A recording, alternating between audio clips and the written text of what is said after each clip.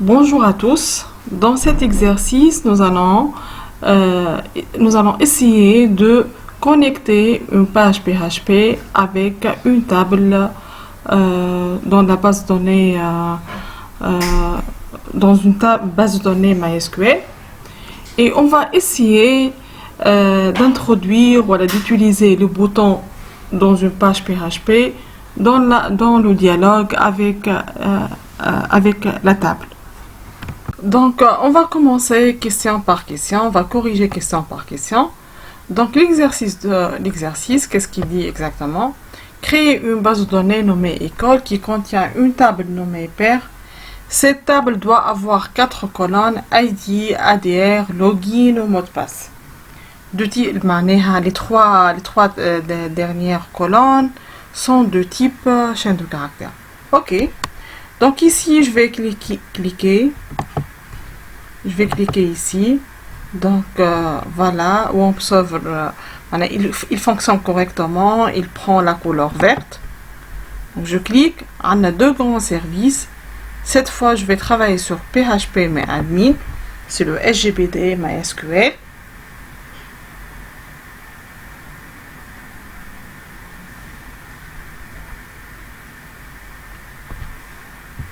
Voilà. Donc ici, je vais me connecter au SGBD. Donc je mets le nom de l'utilisateur. Je mets rien côté mot de passe et puis exécuter.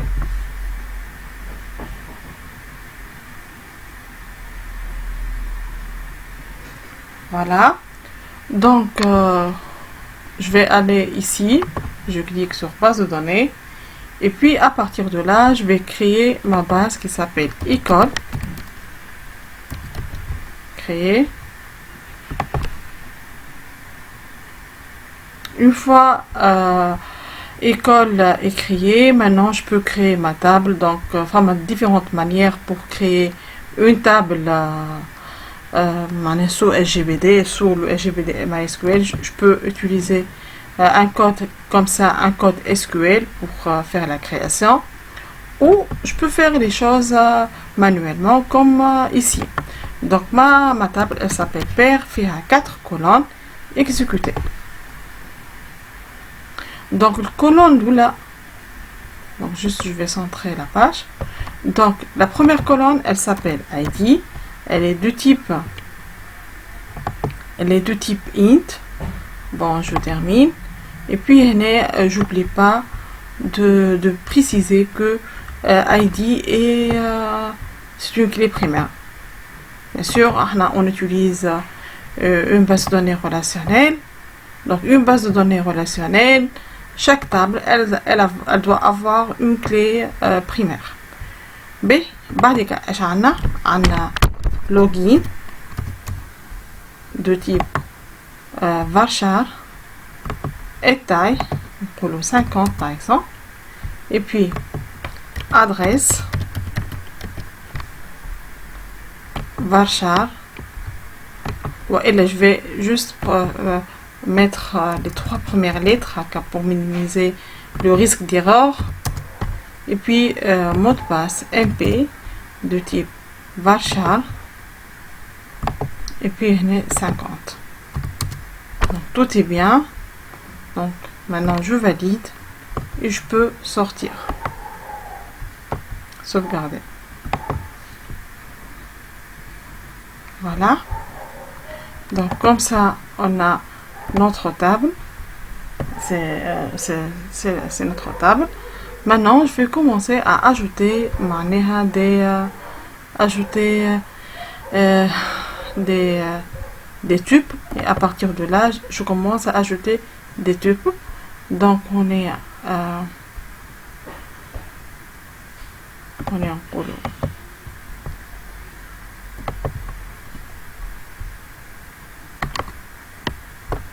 Donc on est en D1 et puis finish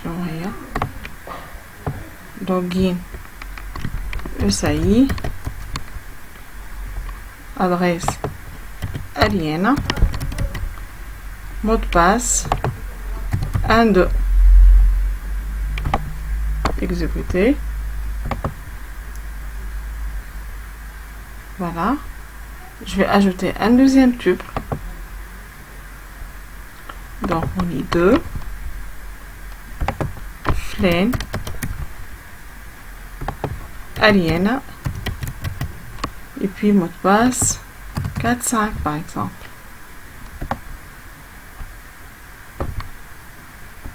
Exécuter.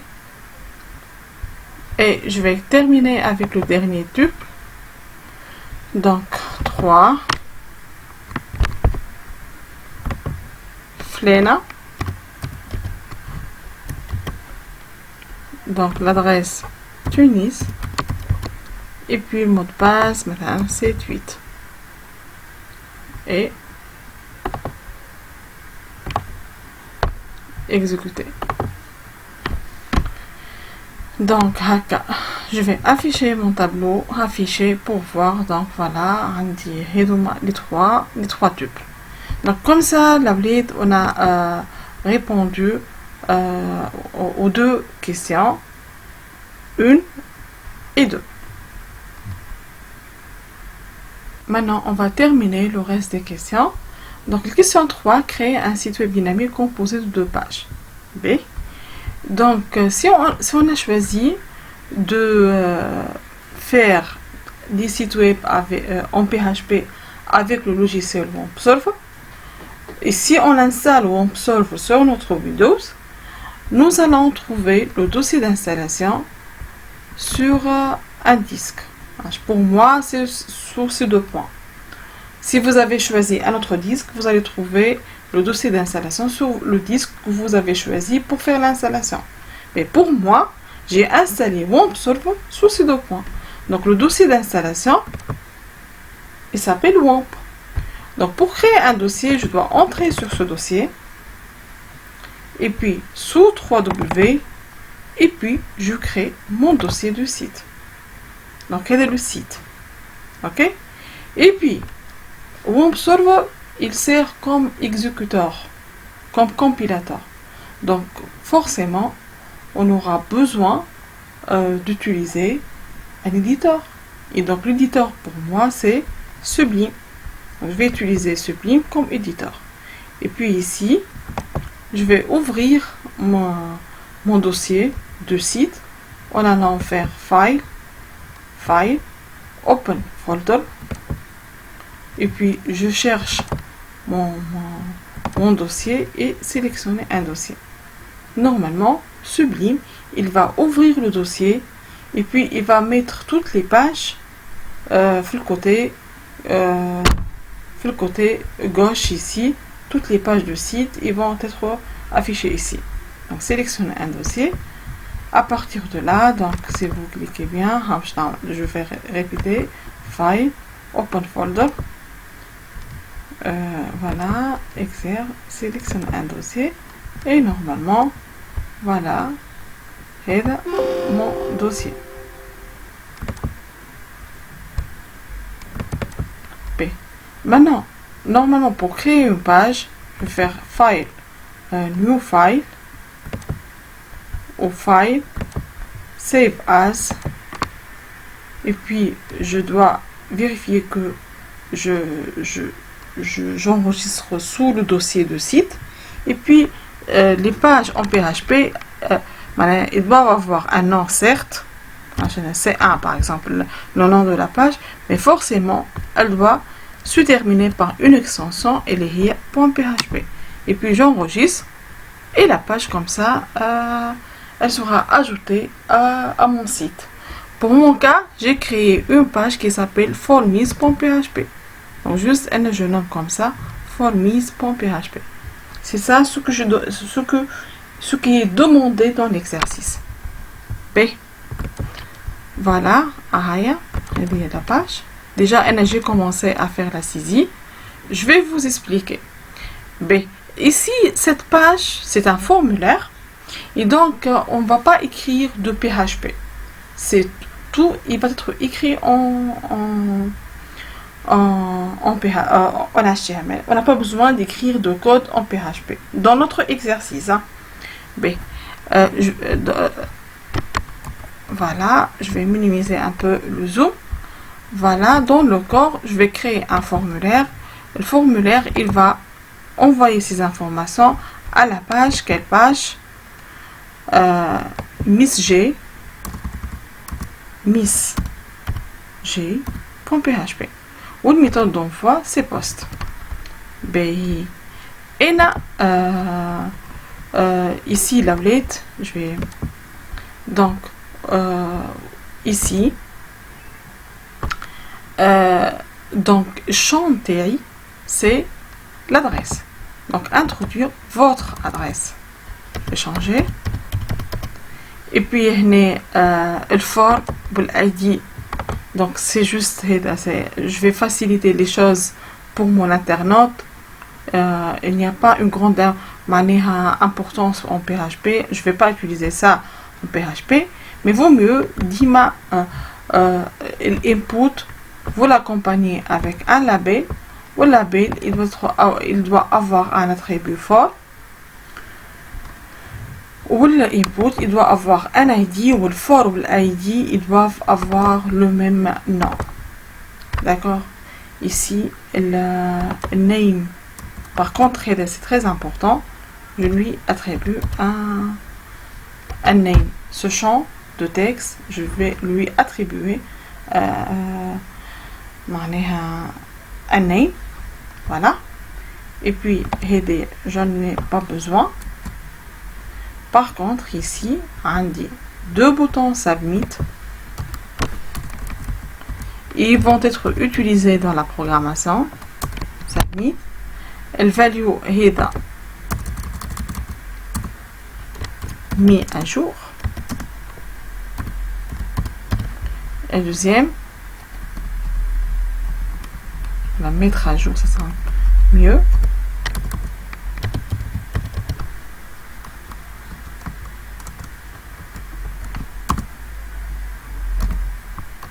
Et puis ici, supprimer. Voilà. Et puis ces deux boutons, ils vont être utilisés dans la programmation. Si l'utilisateur il clique sur le bouton mettre à jour, il y a un traitement. Si il clique sur supprimer, il y a un autre traitement. Donc ici, les boutons ils vont être inclus dans la programmation. C'est pour ça, je dois les attribuer, voilà, je dois leur attribuer des names. Et donc, je vais mettre name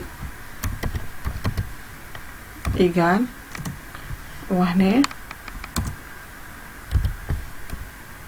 mi.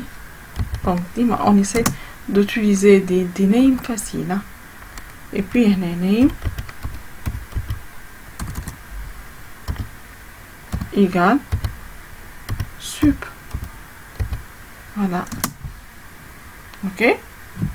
Comme ça, on a presque terminé notre formulaire. Et juste, je vais créer une page qui s'appelle avant tout, je vais enregistrer. CTRL S. Voilà, file, save. Et puis, une fois que j'ai sauvegardé la page, je vais créer la deuxième page. À partir de cette page, je vais faire Save As. Et puis, la deuxième page, on l'a nommé comment? Miss G.php.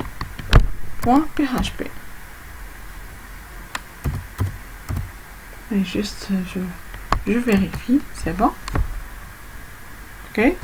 Et puis, je vais répéter encore une fois Open Folder pour que ce sera tenu en compte. Sélectionner un dossier. Je supprime celle-là. Et puis, j'ouvre encore une fois. Voilà, donc, on a presque fini. Donc, je vais faire l'exécution. Localhost B. Donc, vous remarquez bien que pour faire l'exécution, j'ai cliqué sur Web Server et puis localhost. Et à partir de là, donc, il y a un petit problème. j'ai un petit problème في le web server. Je vais copier cette adresse. Je vais aller ici. Je vais cliquer CTRL V. Et puis, je clique encore une fois. Je vais fermer Internet Explorer, j'en ai plus besoin. Et puis, à partir de là,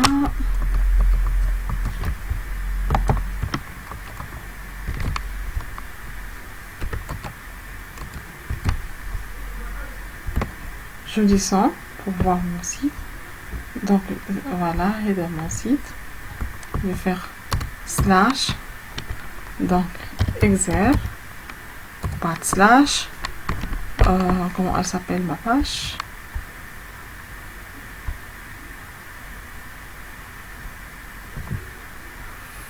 For mise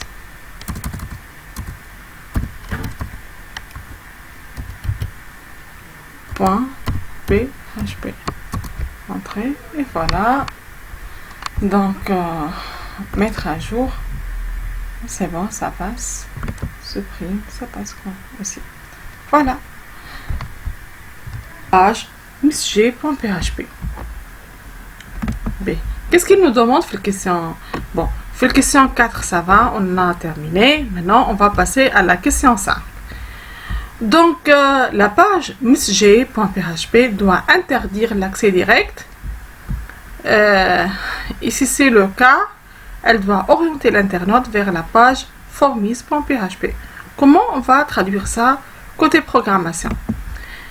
Bon, voilà la page. Donc, il y a formis.php, qu'est-ce qu'elle contient exactement? Ou il y a la page qui va recevoir les informations de formis. Voilà, vous voyez bien. On n'a rien écrit comme code PHP, juste on a écrit les balises, mais on n'a rien ajouté. Donc, si vous remarquez bien, ici, si j'écris le nom de la page .php et j'exécute, ici, vous remarquez bien que c'est bon, on peut accéder, ce qui est aberrant. Cette page ne peut être accédée que via le formulaire. L'internaute doit valider le formulaire pour passer à cette page. Et donc, pour interdire l'accès direct à cette page, qu'est-ce qu'on va écrire dans le code source? Ici, donc, je vais écrire ce code. Hein?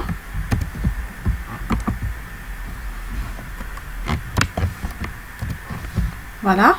Donc, CTRL S, je vais enregistrer.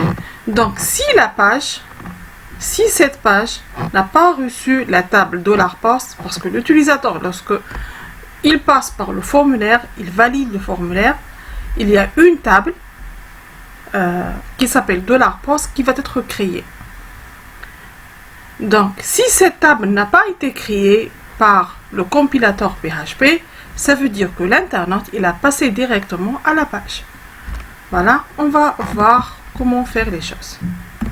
Et comme ça, mettre à jour, ça va. Ici, on n'a pas de problème. Miss G, elle a reçu la table $post puisque l'internaute, il a validé le formulaire. Maintenant, si l'internaute, il accède directement, qu'est-ce que vous remarquez? Donc, le compilateur PHP ou l'exécuteur, donc il oriente l'internaute vers le formulaire. Voilà. Donc le code qui a permis de faire ça, c'est celui-là. Si la table $post n'existe pas, si elle est vide, si elle n'a pas été créée, l'internaute il sera dirigé vers la page de formulaire. D'accord? Donc quelle est la question? C'est bon. On a répondu à cette question. On passe. Dans le cas où l'accès à cette page est fait via le formulaire, c'est bon. Donc, maintenant, la page, elle doit vérifier que le champ de formulaire est saisi. Donc, l'internaute, il peut valider le bouton. Il crée la table $post, mais il ne remplit pas les champs. Donc, c'est une faute et on doit la rectifier. Comment on va écrire le code? Comment ça va être traduit dans le code? Donc, else, ici, l'internaute, il a bien validé le formulaire. l'accès n'est pas direct, else, mais on va voir est-ce que le champ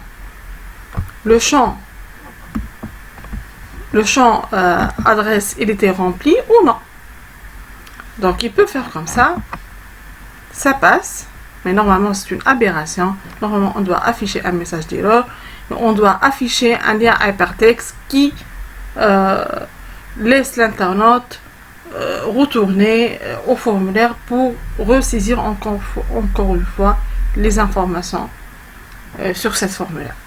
Voilà, donc ici, mais là, je vais traduire ça côté code. Ça va être déjà NAG, j'ai préparé if, voilà.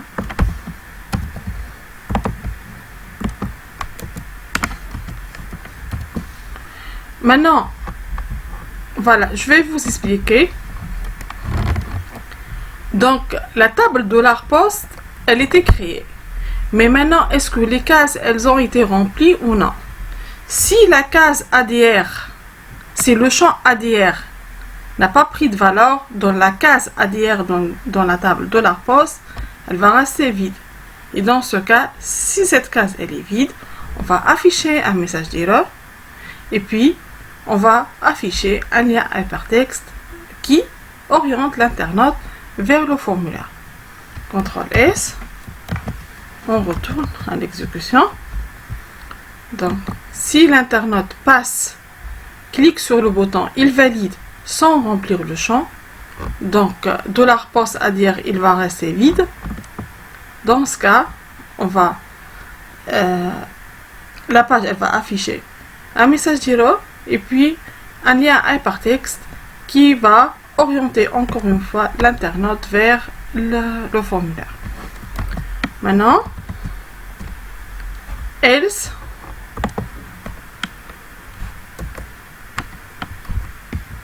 donc le else de ce if, normalement c'est bon, tout est bon maintenant, et l'internaute il a rempli le champ adresse, et on va commencer soit à faire la mise à jour ou la suppression suivant le bouton validé par l'utilisateur. Ok, maintenant, dans la partie else, l'utilisateur il a accédé à la page via le formulaire et aussi il a rempli le champ. Donc, tout est bon. Maintenant, on va se connecter à la base de données et on va faire notre mise à jour ou suppression suivant le choix de l'utilisateur. Donc ici, je vais écrire ce code et je vais vous expliquer bien sûr. Voilà.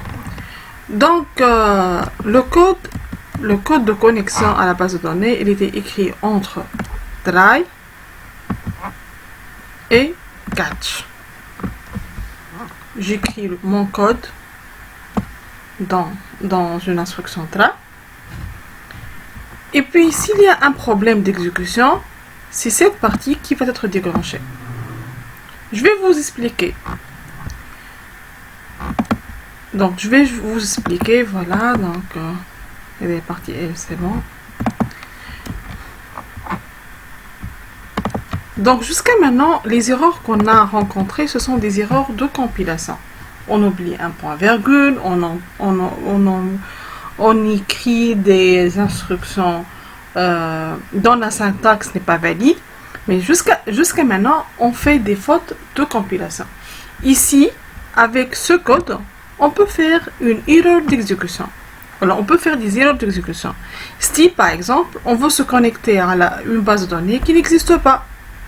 On a écrit tout convenablement, mais le code ne marche pas. Pourquoi? Parce que la base de données n'existe pas. Ou le serveur, son chemin d'accès est faux. D'accord? Donc ici, ce n'est plus des fautes de compilation, de fautes dans l'écriture de code, mais ce sont des fautes côté exécution. Et lorsqu'on a des fautes côté exécution, vaut mieux utiliser try. On met les instructions dans try. Et en cas où il y a un problème d'exécution, c'est la partie catch qui va être déclenchée. Mais voilà, on a compris try et catch. Maintenant, mon code, je vais créer une connexion sur la base de données. Dans Try, je vais créer une connexion. Donc, pour créer une connexion, voilà, l'objet de connexion. Et puis, la classe de connexion, elle s'appelle PDO. Je vais utiliser son constructeur. Qu'est-ce qu'il va prendre, le constructeur? Il va prendre 3 arguments. 3 arguments. Le premier argument, on essaie de le comprendre. Donc, ici, je vais utiliser MySQL comme LGPD.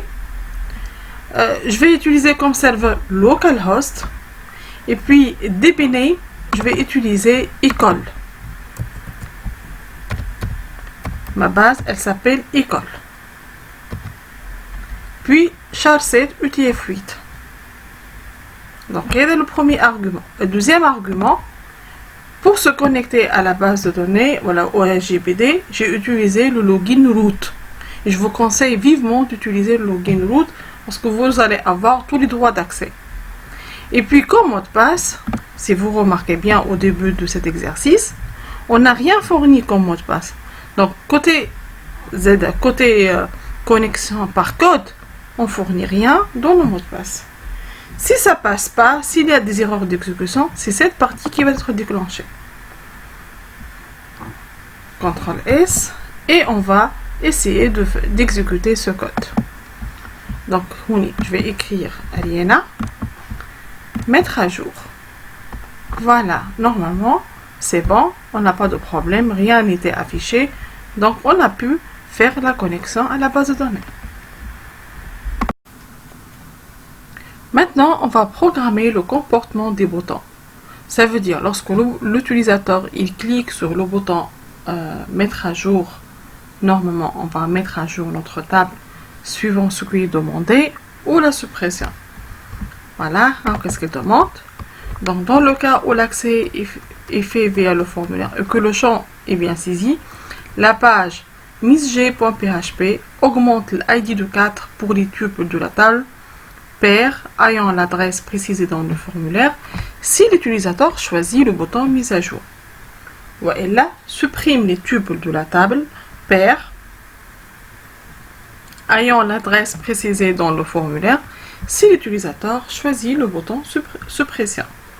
Voilà, on va voir, on va traduire ça en code.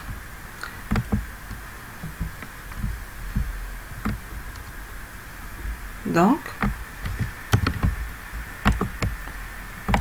une fois qu'on a fait la connexion, maintenant, on va programmer nos boutons. Donc, on sait bien que côté formulaire, on a donné des names aux boutons parce qu'ils vont être introduits dans la programmation.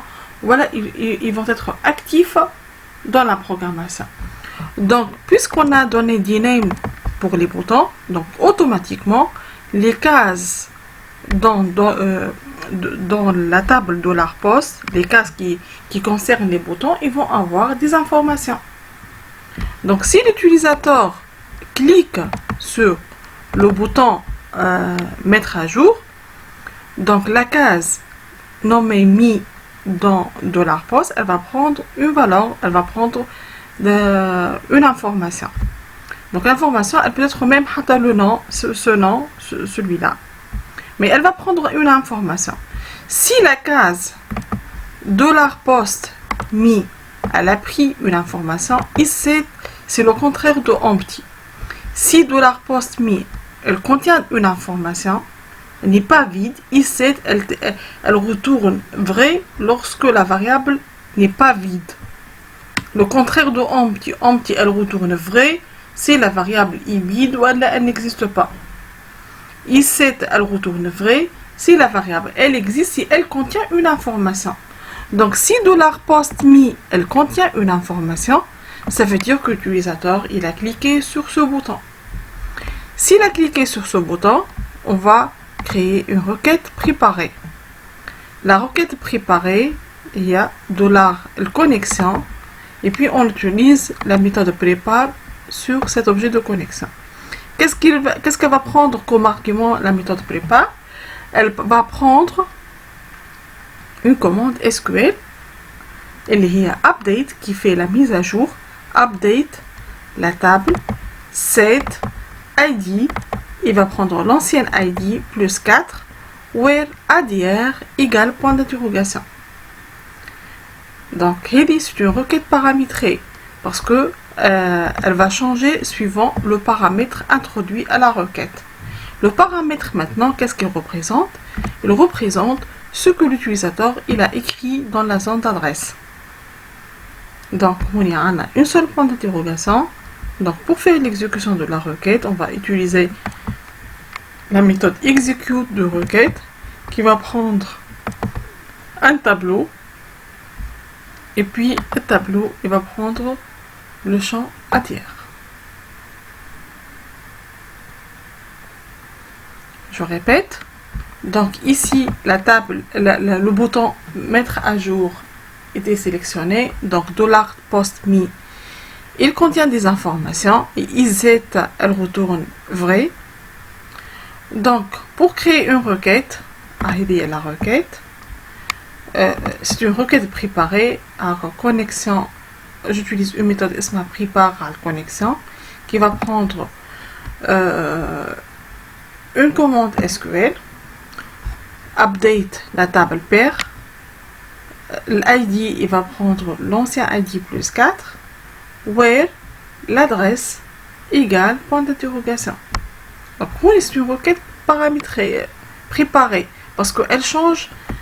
Elle change lorsqu'on change le point d'interrogation. Le point d'interrogation, il concerne quoi? Il concerne ce champ.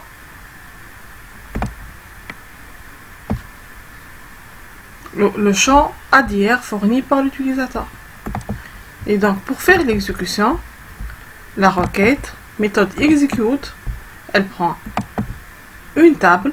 Et puis, le nombre de cases de table, c'est le nombre de points d'interrogation dans la requête.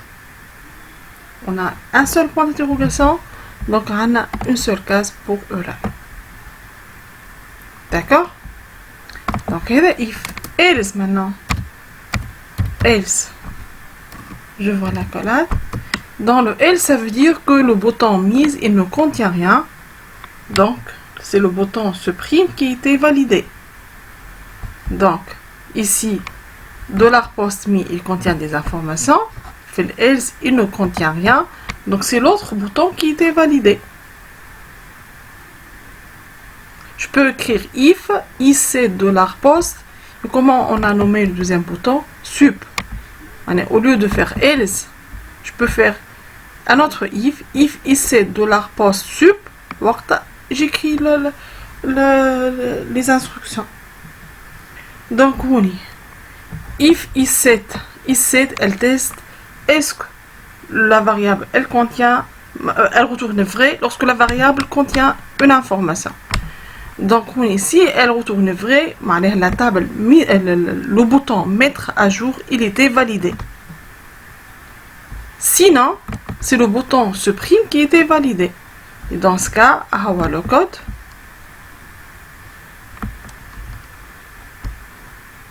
On va supprimer le tuple qui a l'adresse saisie dans le formulaire. Voilà. Donc, c'est la connexion. Je vais exécuter la méthode prépare sur la connexion. Ou prépare, qu'est-ce qu'elle a pris? Elle a pris la requête SQL delete from pair where ADR égale point d'interrogation. Et puis, je vais exécuter ma requête en appelant la méthode execute associée à l'objet rec.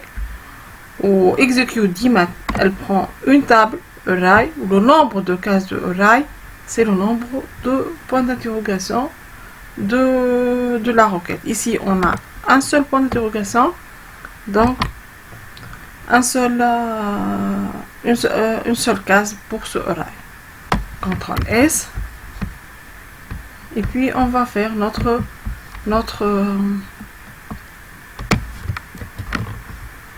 donc, je vais faire Ariana.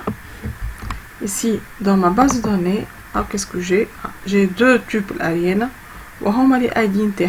Normalement, lorsque je clique sur le bouton mettre à jour, ils vont être augmentés de 4. Je vais trouver 9 ou 10. Mais on va essayer de voir est-ce que ça marche ou non. Mettre à jour.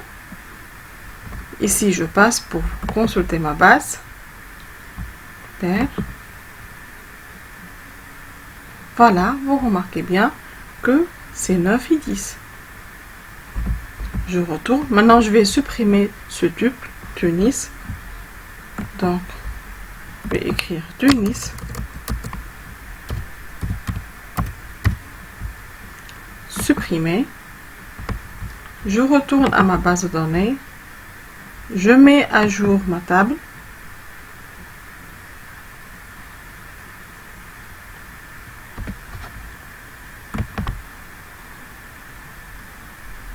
Et vous voyez bien que le tuple qui porte adresse Tunis, il était supprimé.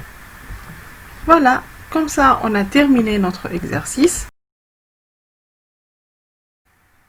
Voilà, on est arrivé à la fin de ce tutoriel. J'espère que les notions abordées sont claires et merci pour votre attention.